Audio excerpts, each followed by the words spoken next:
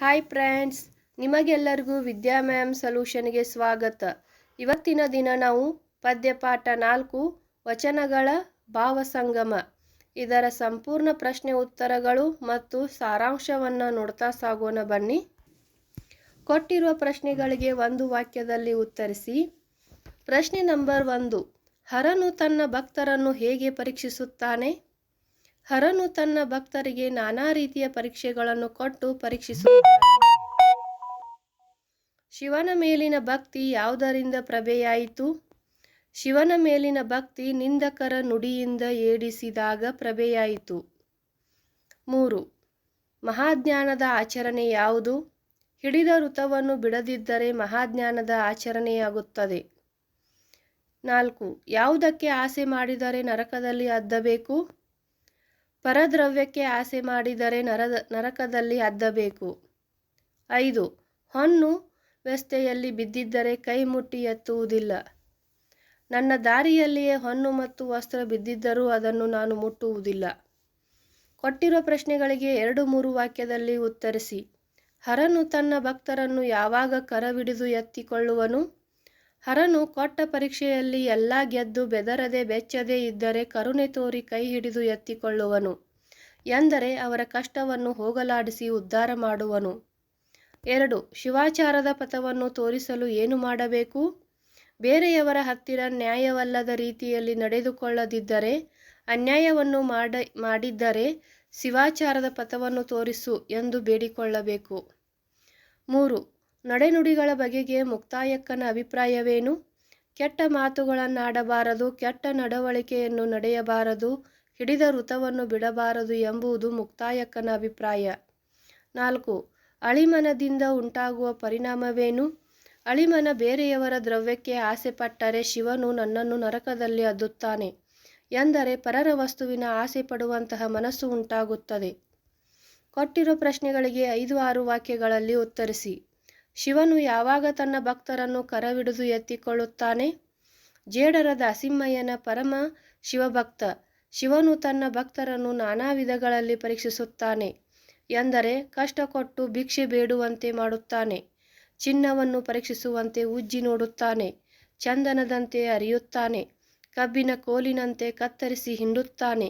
ಇವೆಲ್ಲಕ್ಕೂ ಹೆದರದೇ ಇದ್ದರೆ ತಾನಿದ್ದೇನೆ ಎಂದು ಬಂದು ಕೈ ಹಿಡಿದು ಕಾಪಾಡುತ್ತಾನೆ. ಶಿವನ ಮೇಲೆ ಅಂತಹ ದೃಢವಾದ ಭಕ್ತಿ ಇರಬೇಕು. ಕಷ್ಟಗಳು ತಮ್ಮ ಉದ್ಧಾರಕ್ಕೆ ಬಂದಿರುವುದು ಎಂದು ದೇವರು ಕೊಟ್ಟ ಪರೀಕ್ಷೆಯಲ್ಲಿ ಗೆಲ್ಲಬೇಕು. 2. ಆಸೆ ಆಮಿಷಗಳಿಂದ ಮುಕ್ತರಾಗುವ ಬಗೆಯನ್ನು ಸತ್ಯಕ್ಕೆ ತನ್ನ ವಚನದಲ್ಲಿ ಹೇಗೆ ವ್ಯಕ್ತಗೊಳಿಸಿದ್ದಾರೆ? ಶಿವಭಕ್ತರಿಗೆ ಆಸೆ ಆಮಿಷಗಳು ಇರಬಾರದು. ಪರರ ಧನ ಪರಿಶ್ರಮವಿಲ್ಲದೆ ದೊರಕುವ ಯಾವುದೇ ಸೌಲಭ್ಯಗಳು ಅಥವಾ ವಸ್ತುಗಳಿಗೆ ಆಸೆ ಪಡಬಾರದು. ನಮ್ಮ ದಾರಿಯಲ್ಲಿ ಹೊನ್ನು ಚಿನ್ನವೇ ಬಿದ್ದಿದ್ದರೂ ಅದನ್ನು ಕೈ ಮುಟ್ಟಿ ಎತ್ತಿಕೊಳ್ಳಬಾರದು. ಹಾಗಿಲ್ಲದಿದ್ದರೆ ಶಿವನು ನಮ್ಮನ್ನು ಮೆಚ್ಚುವುದಿಲ್ಲ. ಅದರ ಬದಲು ನಮಗೆ ಕಷ್ಟ ಎನ್ನುವ ನರಕದಲ್ಲಿ ಅದ್ದಲಿ.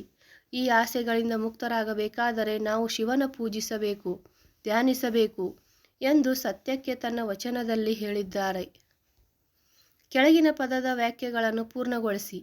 ಚಂದನ, ಯಮಗತಿಗರ, ನುಡಿಗಳ, ನಾನು, ಆಳಿ. ಮೊದಲೆರಡು ಪದಗಳಿರುವ ಪದದಂತೆ ಮೂರನೆಯ ಪದ ಸಂಬಂಧಿಸಿದ ಪದಗಳು. 1. ಕಬ್ಬಿನ ಕೋಲಿನಂತೆ. 2. ಕೆಟ್ಟ ನಡೆಗಳ. 3. ಚಿನ್ನ. 4. ಶುಂಭಕೇಶ್ವರ. 5. ಅಹದು ಪ್ಲಸ್ ಎಂದೆಡೆ. ಸಾರಾಂಶ: ಶಿವನು ತನ್ನ ಭಕ್ತರನ್ನು ಅನೇಕ ರೀತಿ ಪರೀಕ್ಷಿಸುತ್ತಾನೆ. ಯಾರ ಭಕ್ತಿ ನಿಜವೆಂದು ಈ ಪರೀಕ್ಷೆಗಳಿಂದ ತಿಳಿಯುತ್ತದೆ. ತನ್ನ ಭಕ್ತರಿಗೆ ಸಂಕಷ್ಟಗಳನ್ನು ಒಡ್ಡಿ ಭಿಕ್ಷೆ ಬೇಡುವಂತೆ ಮಾಡುತ್ತಾನೆ. ಚಿನ್ನವನ್ನು ಪರೀಕ್ಷಿಸುವ ಹಾಗೆ ಉಜ್ಜಿ ಒರೆದು ನೋಡುತ್ತಾನೆ. ಚಂದನದಂತೆ ಅರೆದು ನೋಡುತ್ತಾನೆ. ಕಬ್ಬಿನ ಹಾಗೆ ಕತ್ತರಿಸಿ ಹಿಂಡಿ ಹಿಪ್ಪೆ ಮಾಡಿ ನೋಡುತ್ತಾನೆ. ಇದ್ಯಾವುದಕ್ಕೂ ಸೋಲದಿದ್ದರೆ ಮಾತ್ರ ಪ್ರೀತಿಯಿಂದ ಕೈ ಹಿಡಿದು ತನ್ನ ನಿಜವಾದ ಭಕ್ತರನ್ನು ಎತ್ತಿಕೊಳ್ಳುತ್ತಾನೆ. ಹೀಗೆ ಶಿವನು ಭಕ್ತರನ್ನು ಪರಿಶುದ್ಧರನ್ನಾಗಿ ಮಾಡಿ ಕೈ ಹಿಡಿದು ಕಾಯುತ್ತಾನೆ ಎಂಬುದನ್ನು ಉಪಮೆಗಳ ಮೂಲಕ ವಿವರಿಸಿದ್ದಾರೆ. ಸೂರ್ಯನು ಮುಳುಗಿದ ಮೇಲೆ ಉಂಟಾದ ಅಂಧಕಾರವನ್ನು ಹೋಗಲಾಡಿಸಲು ಚಂದ್ರನ ಪ್ರಭ ಉಂಟಾಯಿತು. ನಿಂದಕರ ನುಡಿಯಿಂದ ಛೇಡಿಸುವಾಗ ಎಂದರೆ ಜನರ ಮಾತಿನಿಂದ ನೊಂದಾಗ ಶಿವಭಕ್ತಿಯಿಂದ ಮನಸ್ಸು ತಿಳಿಯಾಗುತ್ತದೆ. ಅಹುದು ಎಂದಾಗ ಎಲ್ಲ ಅಲ್ಲ ಎಂದು ನ್ಯಾಯವಲ್ಲದ ಮಾತನಾಡುವವರು ತಮ್ಮ ತಮ್ಮ ಹೀನ ಕೃತ್ಯಗಳಿಂದ ಅನೇಕ ಜನ್ಮಗಳನ್ನು ಎತ್ತಬೇಕಾಗುತ್ತದೆ. ಈ ರೀತಿ ಜನ್ಮಾಂತರಗಳಿಂದ ಅವರನ್ನು ಬಳಲಿಸದೆ ಶಿವಾಚಾರದ ಸನ್ಮಾರ್ಗವನ್ನು ತೋರಿಸಿ ಕಲಿದೇವರ ದೇವನಾದ ಶಿವನೇ ಎಂದು ಬೇಡಿಕೊಳ್ಳುತ್ತಿದ್ದಾರೆ. ಕೆಟ್ಟ ಮಾತುಗಳನ್ನು ಆಡಬಾರದು, ಕೆಟ್ಟ ನಡತೆಯನ್ನು ನಡೆಯಬಾರದು. ಶಿವಭಕ್ತನಿಗೆ ನಡೆನುಡಿಗಳು ಬಹಳ ಮುಖ್ಯ. ನಡೆನುಡಿಗಳ ಪರಿಶುದ್ಧತೆಯೇ ನಿಜವಾದ ವೃತ್ತ. ಹಿಡಿದ ವೃತ್ತವನ್ನು ಬಿಡದೆ ಇರುವುದೇ ಮಹಾ ಜ್ಞಾನ, ಸಂಪಾದನೆ ಮಾರ್ಗ ಎಂದು ತಿಳಿಸಿದ್ದಾರೆ. ಲಂಚ ತೆಗೆದುಕೊಳ್ಳಬಾರದು, ವಂಚನೆ ಮಾಡಬಾರದು. ನನ್ನ ದಾರಿಯಲ್ಲಿಯೇ ಬಂಗಾರದ ವಸ್ತ್ರ ಬಿದ್ದಿದ್ದರೂ ಅದನ್ನು ನಾನು ಮುಟ್ಟುವುದಿಲ್ಲ. ಮುಟ್ಟಿದರೆ ನಿಮ್ಮ ಮೇಲೆ ಮತ್ತು ನಿಮ್ಮ ಭಕ್ತರ ಮೇಲಾನೆ. ಏಕೆಂದರೆ ನೀವು ನೀಡಿದ ಭಿಕ್ಷೆಯಲ್ಲಿ ಜೀವಿಸುತ್ತಿರುವ ನಾನು ಅಸ್ಥಿರವಾದ ಮನಸ್ಸಿನಿಂದ ಪರರ ಧನ ಪರಿಶ್ರಮವಿಲ್ಲದೆ ದೊರಕುವ ಯಾವುದೇ ಆಸೆ ಆಮಿಷಗಳಿಗೆ ಒಳಗಾದರೆ ನನ್ನನ್ನು ನರಕದಲ್ಲಿ ಅದ್ದಿ ಶುಂಭಕೇಶ್ವರ ಎಂದು ನನ್ನನ್ನು ಪ್ರಾರ್ಥಿಸುತ್ತಿದ್ದಾರೆ. ಫ್ರೆಂಡ್ಸ್, ಇಲ್ಲಿಯವರೆಗೆ ನೀವು ನನ್ನ ಚಾನಲ್ನನ್ನು ವೀಕ್ಷಿಸಿದ್ದಕ್ಕೆ ತುಂಬ ಧನ್ಯವಾದಗಳು ಅಂತ ಹೇಳ್ತಾ, ನಿಮಗೆ ಇಷ್ಟವಾದಲ್ಲಿ ಲೈಕ್ ಮಾಡಿ. ಅದು ಬರ್ವಾತ್ ಲೌಕರ್.